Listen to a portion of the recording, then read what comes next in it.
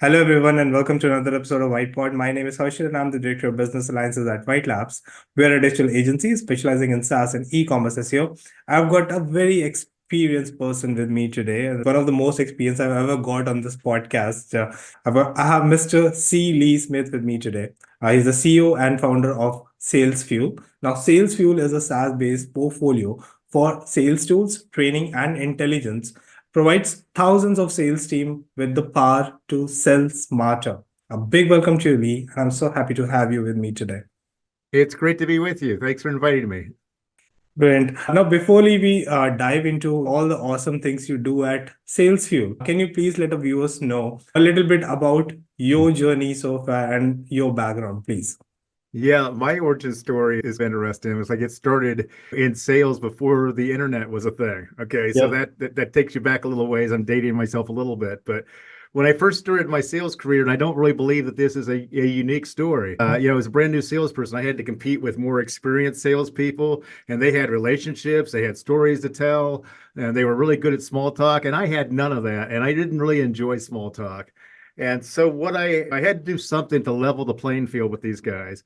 Yep. And what I learned is that I was good at research and digging up stuff and seeing things in magazines, newspaper articles, and everything like that, and taking that out and starting up my conversations that way, rather than talking about sports teams or anything like that. And I then realized then that I was seen as more valuable. I had no problems getting appointments Uh-huh. and getting meetings scheduled and everything like that. And we start off having a conversation about that, and then that eventually led to really what problems I could solve and what goals I could help them achieve. Yeah. And so that's really where it all started. And then I go back to the days of having a BBS and then a fax on demand Yeah. service.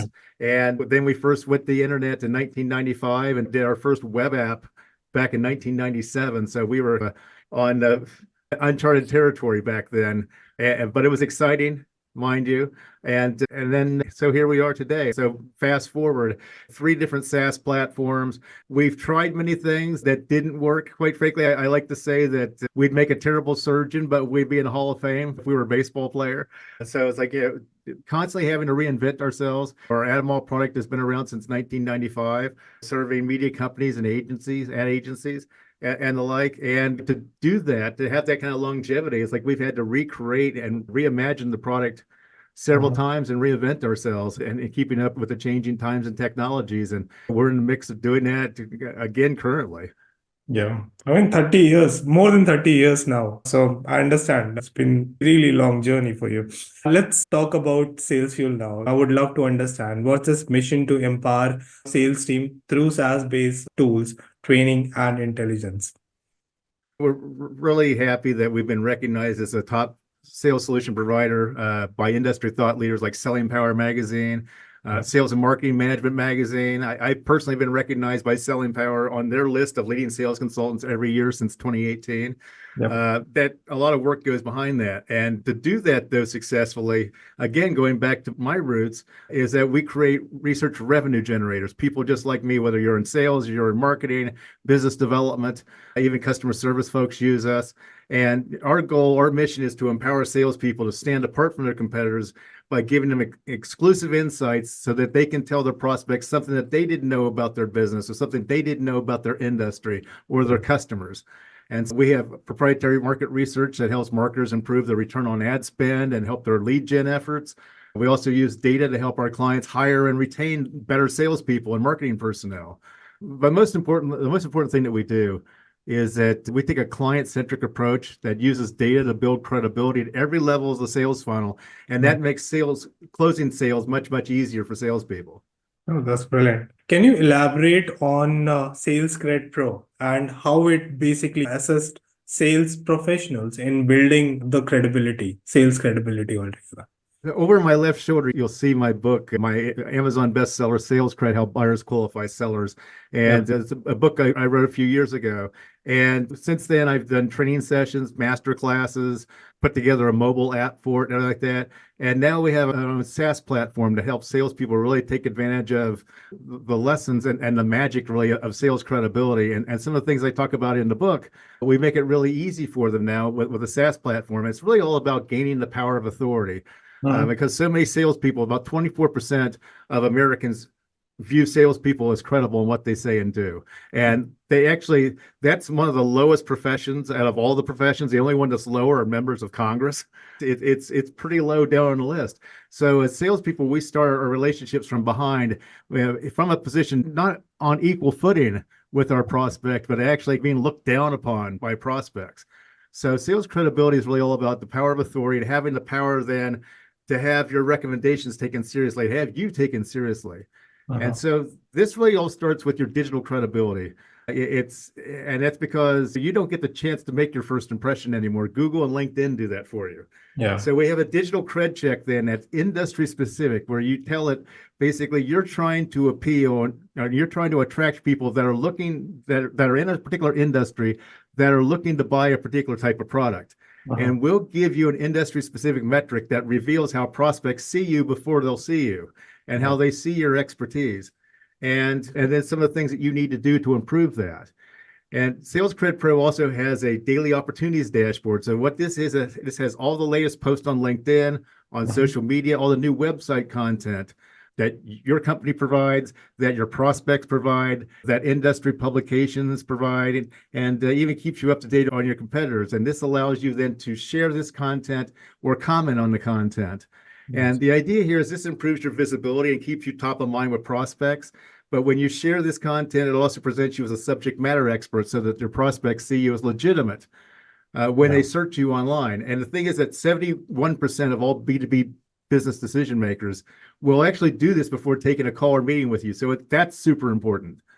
And then Yeah. next, it's about being prepared for every sales call so that you can provide relevant value every time that you make a sales outreach. So Sales Cred Pro will cut the time needed for pre-sales research from hours now to seconds using Uh-huh. AI, but also using our exclusive proprietary research as well. And lastly, this includes a tool called Cred Coach, which is an AI-powered sales coach in your pocket.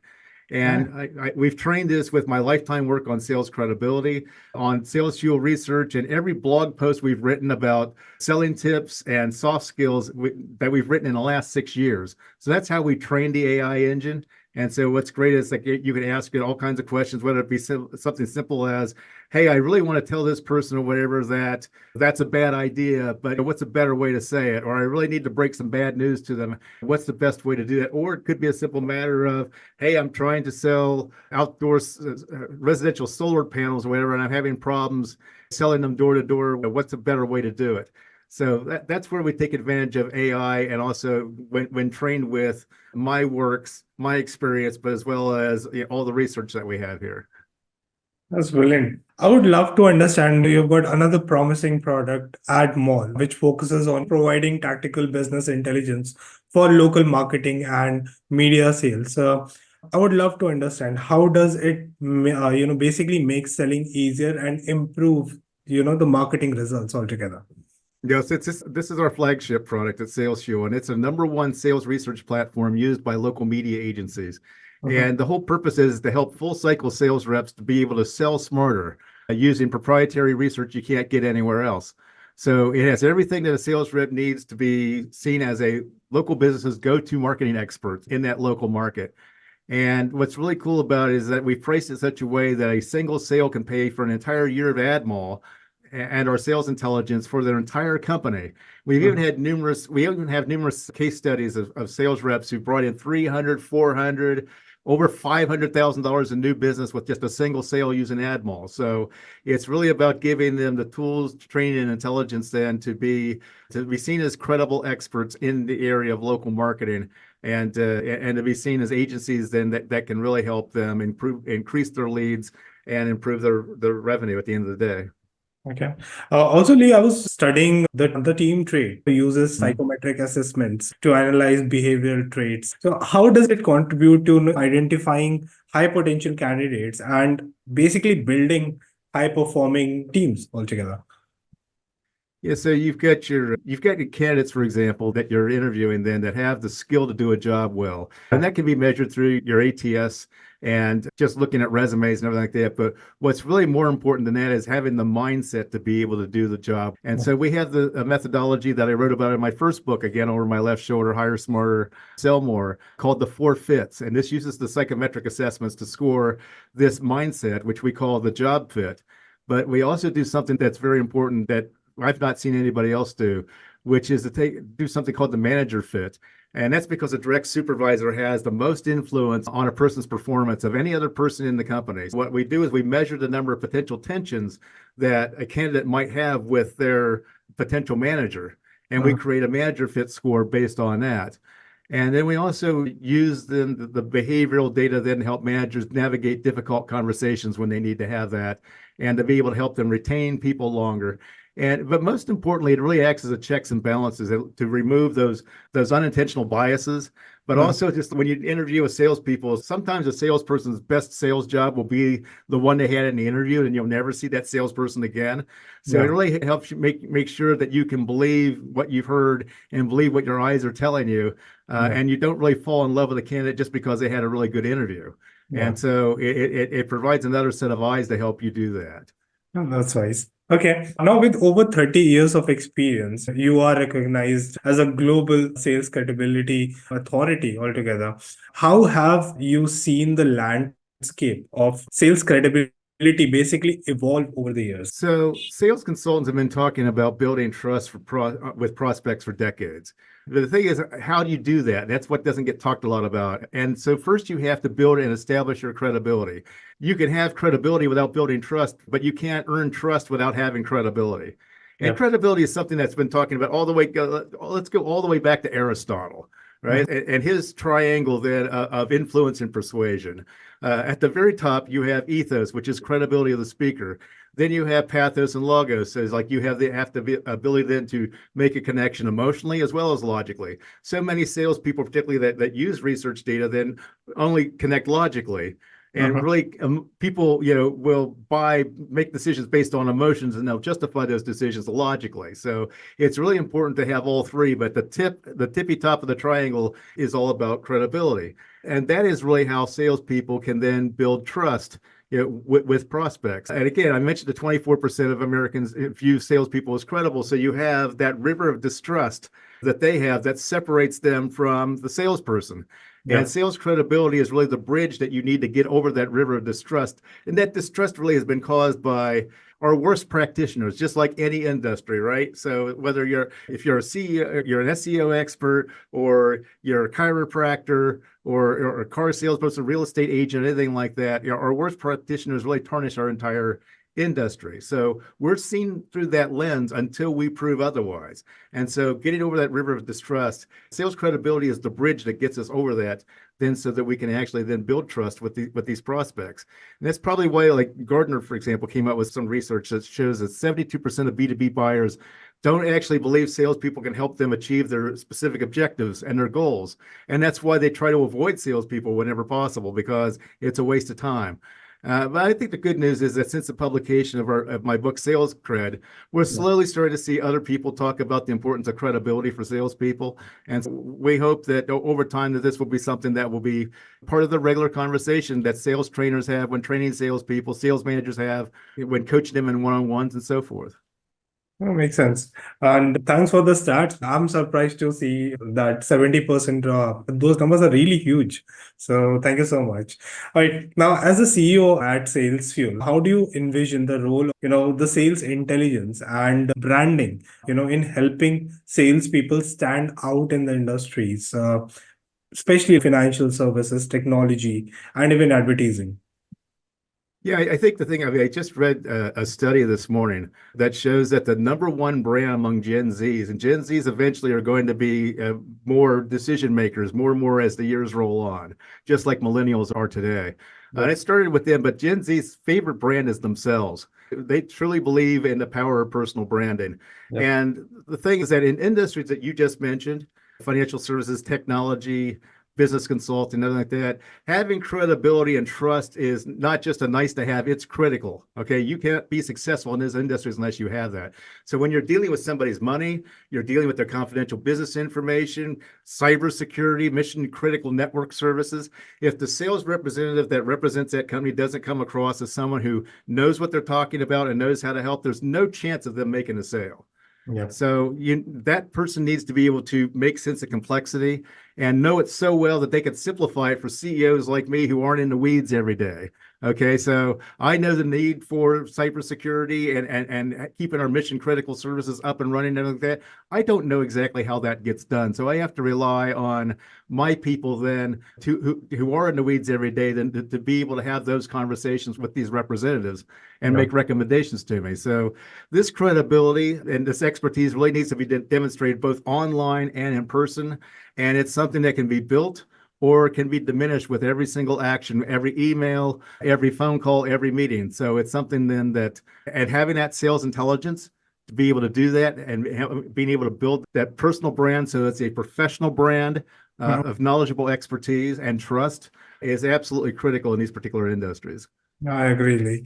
Okay, so Lee, you have three like extremely promising offerings. I would love to know, are there any upcoming initiatives or development, that you're undergoing in SalesFuel that you can share with our audience, please?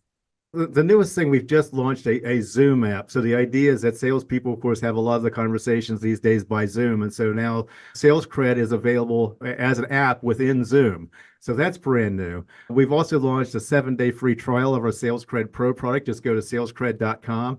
And you can actually see for yourself how your expertise is being viewed by accounts and prospects using our exclusive digital cred check tool. But as far as looking forward, though, like everybody else, it's all about AI. It's about how we're going to incorporate the power of AI into all of our SaaS platforms. But at the same point in time, we also have to be cognizant of that we have to still human verify the research data so that it's credible and reliable and to make sure that AI is not just making something up or it's not using credible sources and like that. So we still have to human verify that. So it's that careful balance between using the power of AI, but also making sure that AI is still being credible in what it's doing. Right. Yeah. So that is what we're doing. And we started off with our SalesCred Pro tool. That's got a lot of AI into it. Now we're putting that into AdMall, into TeamTrade as well. So that's like everybody else. That's what we're doing. AI is not the solution. It's AI is a powerful ingredient basically of the solution. And so that's what we're doing going forward. No, I agree. Lee, human in loop is equally essential. And I've seen a lot of successful AI tools, and when they couple it with the human in loop thing, it works Mhm. incredibly well. So I completely agree with that point. All right, Lee, we're coming to an end, and let's have a quick rapid fire. Are you ready for that? Okay, go ahead. Okay. What one word do you want people to associate you with? Credibility. That's nice. That was Okay. easy. Yeah, I mean, I think, if we just, run through the complete podcast, we have used credibility phrase so many times, so, Uh-huh. so makes sense. Okay. Are you a private person or not? It's interesting as the spokesperson for the company. I really have to make an effort then to be public and to be visible. And also, it's like when I'm talking about sales credibility, right? I have to practice what I preach. And I'm one of those people that's an introvert until I'm put on stage, but then I'm the biggest extrovert you'll find. So it's sort of like when you're going to the gym, right? It's sometimes you don't want to go to the gym and you have to force yourself to go to the gym, but then once you're there, okay, you're all into it or whatever, and you're building up a sweat, you're working hard. So that's where I'm at. So in my personal life, I prefer to be private, but in my professional life, I prefer to be public. Yeah, it makes sense. You've been putting tons of effort on your personal branding as well in the last couple of years. Plus, being the face of Sales Fuel makes perfect sense. Yeah, when So, you're talking about credibility, last thing you can do is to be seen as doing something that's not credible. All yeah. right. Yeah. So you really have to live it when you do what I'm doing. So there's a certain pressure with that, but also there's a lot of self-awareness that has to go into that and being able to do that every single day. No, makes sense. Makes sense. Wait, any funny nickname your parents, your friends, or even your work colleague used to call you? That's a good question. Growing up, my parents used to my nickname growing up was Tiger. I was ornery. I was very active and everything like that. I'm still ornery and active, maybe just not quite as much. But yeah, that was my nickname growing up, and that was well before Tiger Woods. Gotcha. Okay. What was your last Google search? What was my last Google search? I really don't remember. I hit Google so many times during the day, I really couldn't tell you what it is. Actually, no, that's not true. My last Google search was about GEO, which is generative. It's like SEO then, but with generative AI. So I was Yeah. researching a lot of research documents on that, trying to Yeah. learn more about that and where that's going. Oh, that's actually a very interesting study, to be honest. One of the good thing, even Google incorporated it, but it's not way too cost effective, at least in today's age. I'm not sure whether how long it will take or whether Google will plan to launch it entirely, not nothing certain about it. But yeah, right now the scenario is something. It's just like anything, like we all do. We try stuff, Yeah. and the thing is, it's like when I was coaching kids soccer back when my kids were small. It was always like you've only, even if you've lost the game, you've only truly lost if you lose the lessons. As long as when you try something that doesn't work or is not viable on the market and everything like that, as long as you can take bits and pieces from it that you can incorporate into your next project, that Yeah. and maybe that will work or whatever, then that's a win. It's all's not totally lost. Yeah, but I'm optimistic, like it's gonna come very soon, for sure. And definitely, like it's a message out for the companies to be prepared about it. There are tools out there through which you can see what exactly is the logic, try to decode it, and still get that level of visibility that people are now generating organically.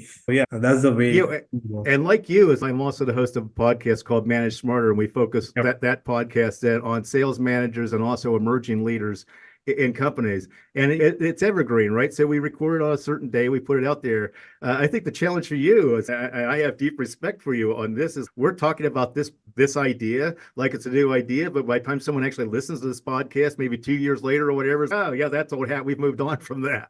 So I think that's going to be very challenging. Yeah, yeah, definitely. And I think for the fact you must have seen people now started to like any smart company would focus a lot onto content refresh, all of those things just to keep their web pages updated. And I think Mhm. that also kind of like the trend is going that way. You need to keep yourself updated, your website updated, all of those things to have that visibility, to at least qualify for that visibility that you desperately want. That needs to put in a continuous effort to make things better on your site. And yeah, that's the I mean, way. you'd be the greatest salesperson, have the greatest level of expertise, and be the perfect fit for a prospect or something like that. But if they can't find you, and Yeah. you're not visible and everything like that, sorry, I was like, you miss out. And somebody then who's less qualified, Yeah. who's less talented and everything like that, but is findable, is going to get the business. That's incredibly frustrating. Yep. And I think that's where the thought leadership, all this personal branding comes into picture as well. To be honest, it goes Mhm. hand in hand, and it's incredible to see after so many years of experience, you also working on that direction. And although you mentioned that millennials and Gen Zs are a bit much more focused, but I see a lot of experienced people building their personal brand, and I have been doing it for long. I think we copied the new generation or millennials copied that thing because it worked so well for the older generation as well. It So works well for everybody. It yeah, really is. It is the base layer of sales credibility, having that yeah, digital credibility. So it's something that the older generation certainly can benefit from, and certainly then too as they exit then the corporate rat race or whatever, and they have the final chapter of their professional careers, right? And are looking to be an entrepreneur or start up a business they've always thought about or something like that. Then they start to think more about their own professional credibility rather than having their identity be a C-suite member or something like that in somebody else's corporation. yeah, makes sense. All right, now coming back to the rapid fire. Okay, what's something you could you could eat for a We took week? the rapid out of rapid fire. Sorry about that. We made it a general discussion. Okay, what's something you could eat for a week straight? Pizza. Okay. All right, now coming to my very last question. What is not a big deal to most people, but is a torture to you? Oh my goodness. Wow. For me, it's torture basically getting emails and getting salespeople trying to pitch me on LinkedIn. Even though quite frankly, we've seen that 20% of B2B buyers say that they'll block somebody, a salesperson on LinkedIn, if they try to make a sales pitch after connecting. Most people will just ignore it, but to me, it's like nails on a chalkboard. Or I get an email, whatever, which is clearly an automated email that's sent through a marketing automation tool. Or nowadays, it's like I can actually tell that, when I get an email that's AI generated, Yeah. and it's just frustrated and absolutely hate it. At least on an email level, I'm sure, because of these new rules that Gmail has launched, followed by like even Yahoo, Bing, all of them. So it's getting tougher for the cold outreach sales guys to land on your inbox. It might end up on your spam folder, but yeah, things gonna And improve for sure. I can really summarize what I just said. Basically, it's salespeople that use technology as a crutch instead of using technology to help them to be more helpful and be more of service then to their prospects. That's my overall frustration. Acha, acha. All right, Ali, thank you so much for sharing your experiences about the platform, your incredible products, and overall wisdom. I really appreciate your time here with me. Thank you so much. Thank you for the interview. I appreciate the conversation. It was great.